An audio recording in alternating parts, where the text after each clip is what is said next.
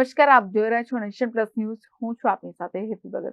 છોટાઉદેપુરમાં શિક્ષક દ્વારા 13 વર્ષની બાળકી સાથે છેડતીના મામલે આરોપી શિક્ષક સંજય પારેખને પોલીસે ગણતરીના કલાકોમાં ઝડપી પાડ્યા છે. છોટાઉદેપુરની એક શાળામાં 13 વર્ષની સગીરા સાથે શારીરિક અડપલા કરી ધમકી આપનાર શાળાનો શિક્ષક સંજય પારેખને પોલીસે ઝડપી પાડ્યો છે.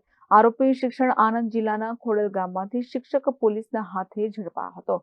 પોલીસે ગણતરીના કલાકોમાં આરોપીને ઝડપી પાડ્યો છે અને આગળની કાર્યવાહી હાથ ધરી છે. ગઈકાલ તારીખ એક 13 વર્ષની બાળકીને છેડતી અંગેના બનાવ અંગેની એમના પિતાજીએ ફરિયાદ આપેલ. જે ફરિયાદમાં જણાવેલ એમના સ્કૂલના શિક્ષક હતા, જેથી જે ગુનો રજીસ્ટર કરી અલગ અલગ કલમથી ગુનો રજીસ્ટર કરી આરોપીને ઝડપવા માટે પોલીસની ટીમો કામમાં લાગેલ.